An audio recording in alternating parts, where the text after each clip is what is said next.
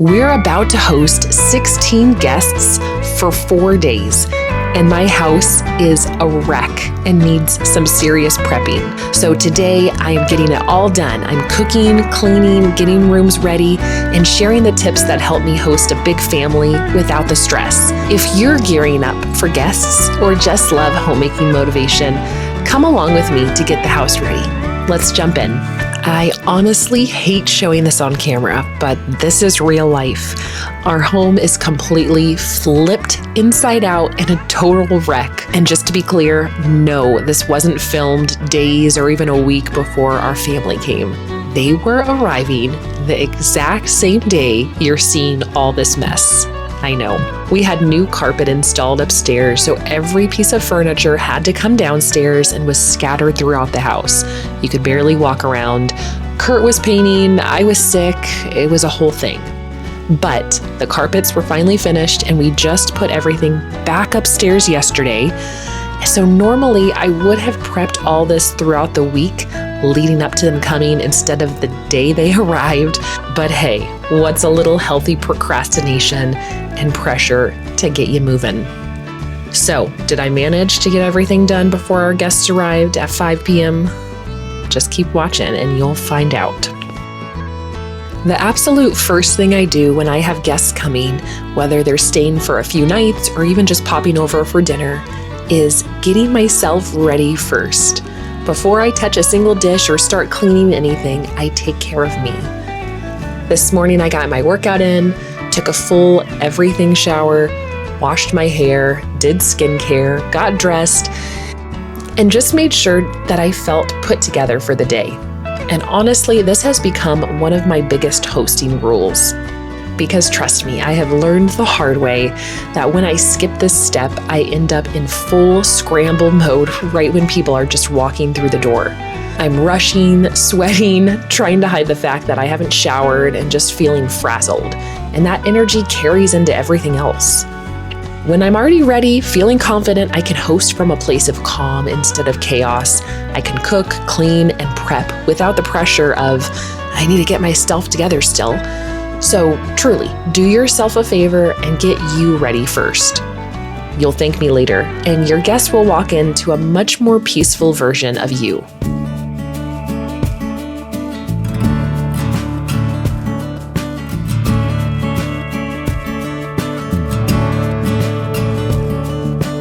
Before I even dried my hair, I knew I needed to get dinner in the oven.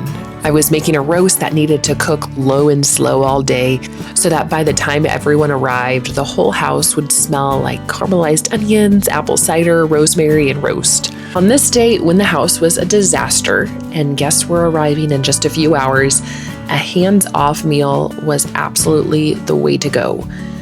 If I had picked something more hands-on, I honestly don't know how I would have managed it. So the roast was a total win. I just needed to get it in the oven.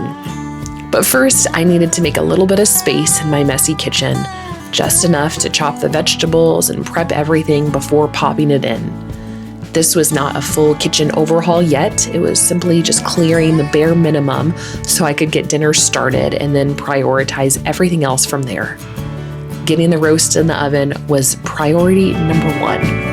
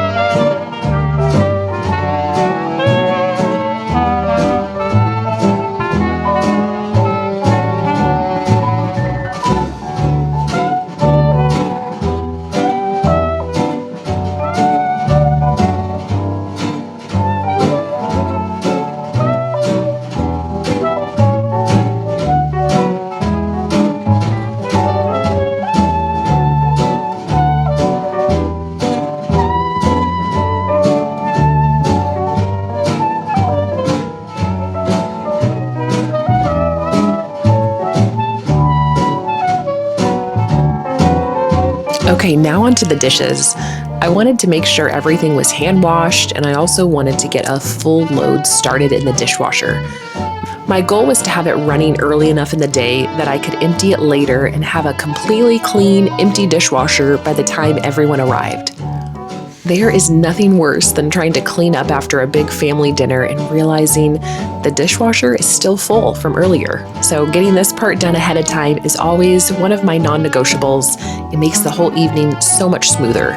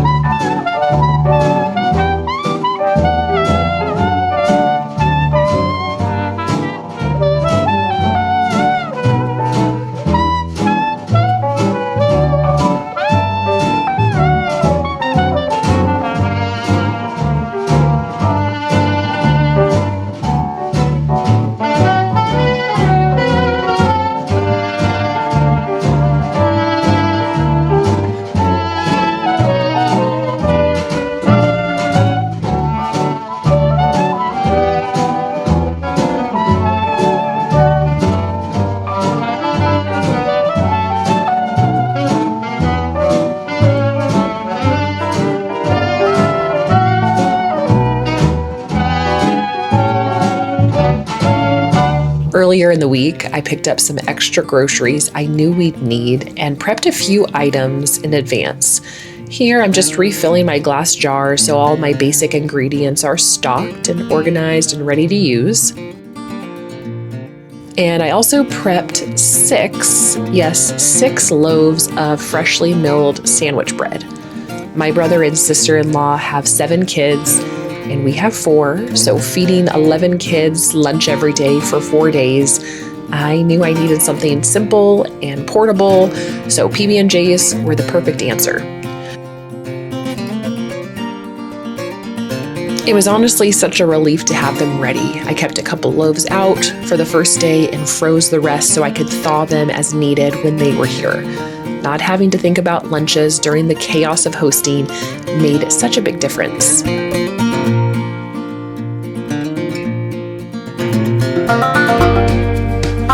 My next priority was getting the dining table set up, cleaned, and ready for dinner tonight.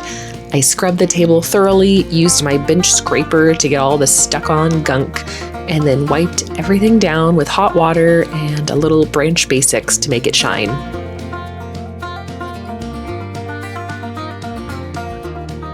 And when it comes to hosting, I think there are 2 ditches we can fall into.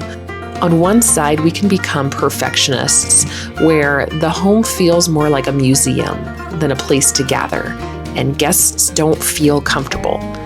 On the other side, we can swing so far toward authenticity that we neglect basic cleanliness, and our guests end up feeling kind of grossed out. Neither extreme honors God. The true goal of hospitality is to love and serve the people God has placed in our homes.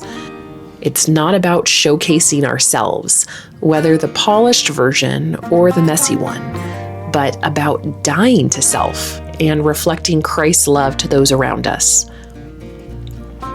And one very practical way we can do this is by making sure our guests aren't sitting on sticky chairs or stepping on last week's crumbs. Clean doesn't have to mean perfect, but it does mean thoughtful. Serving others well, even in small ways like this, is one way we obey God's command to love our neighbors as ourselves.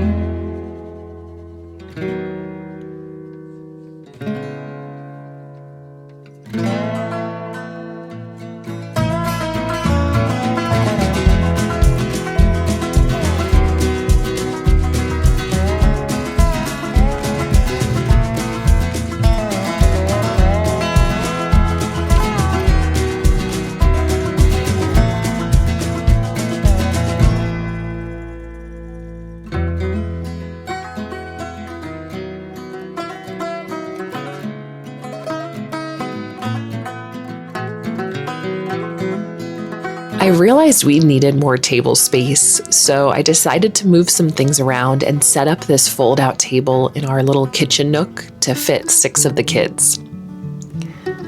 I also found these adorable coloring tablecloths from Target, so I grabbed a few mason jars and filled them with crayons for the kids to color while we ate. Just a few thoughtful touches like this are simple ways to show love, even to the littlest guests at your table. It's all about thinking ahead and adding just a little something that will make them feel special and enjoy the time together.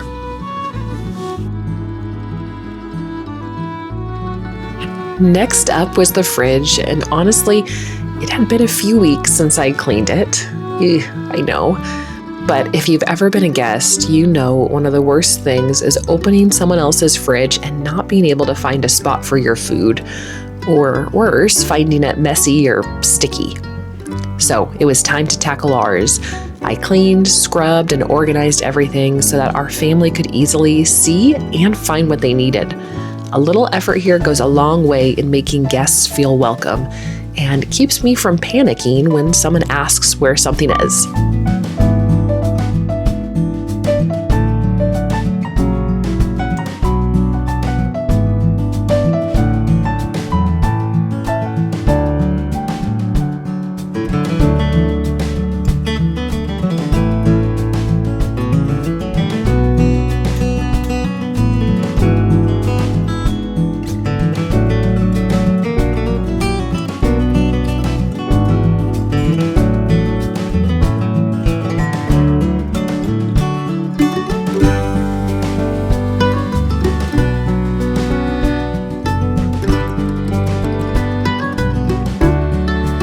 Another thing I prepped ahead of time was yogurt. I filled our Instant Pot to the brim with milk and let it do its magic. Then I strained off the whey to get that nice, thick Greek yogurt consistency. And then I put it in these jars just to have it a little bit more organized in the fridge. I'm so glad I took the time to make this in advance.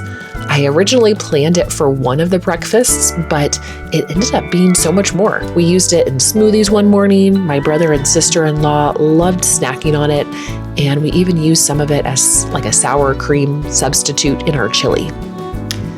Suffice to say, every last bit of that yogurt and the homemade granola that I made was eaten by the time they left, which, in my book, that's a total win.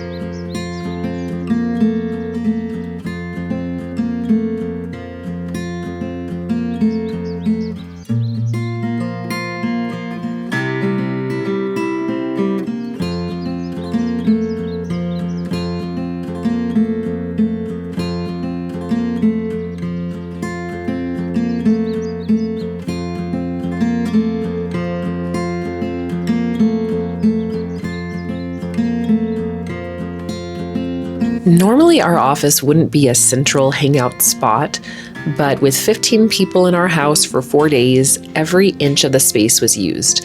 And I wanted to make sure it was clean and tidy so that anyone using it would feel comfortable and have a welcoming place to do what they wanted. I also set out some coloring pencils and coloring books so the kids would have a little activity to enjoy. And having another little zone like this is helpful for spreading the kids out and giving them more options, especially since this isn't their home. I want to make sure that it looks ready to use and it gives them kind of a permission to just dive in without having to ask.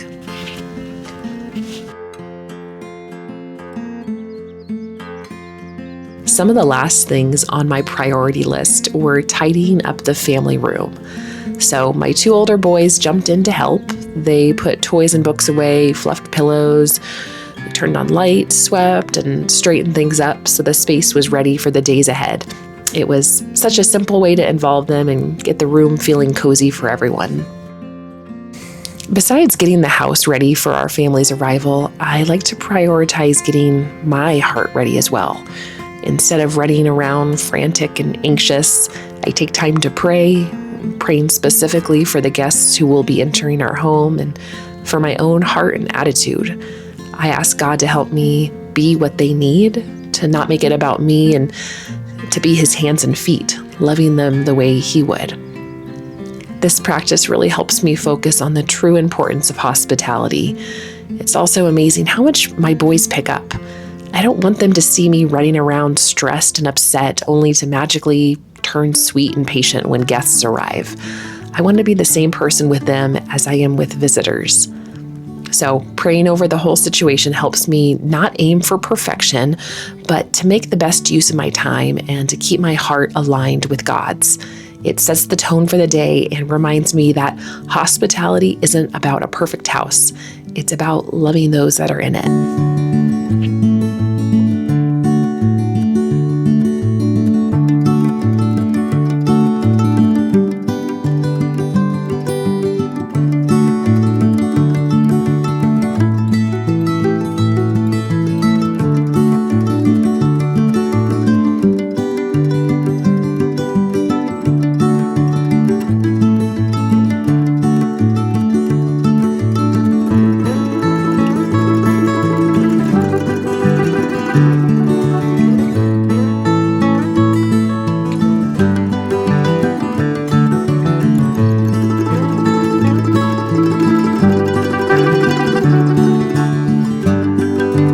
Why I've always done this, but I love making little welcome baskets for overnight guests.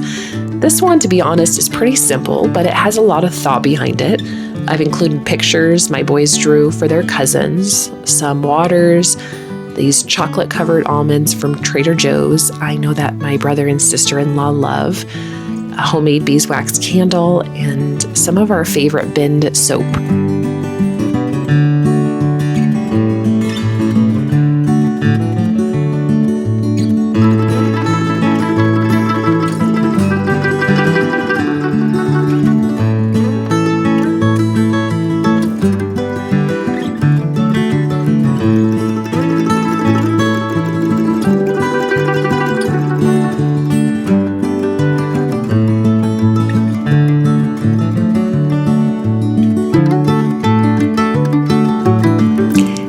Just like that, everything was ready. The cleaning was done, dinner was in the oven, the tables were set, and our little welcome touches were all in place. Families started arriving, and it was just a blast with them over the last 4 days. Preparing for a big visit can feel overwhelming, but I would just recommend that you take it step by step and remember to get your heart ready along the way. It makes such a big difference. I hope this gave you some practical ideas and encouragement for your own hosting days. And if you enjoyed seeing how we prepped for a big family visit, don't forget to subscribe so you can catch more tips, behind-the-scene moments, and homemaking inspiration. I'd love to have you join the community. See you in the next one.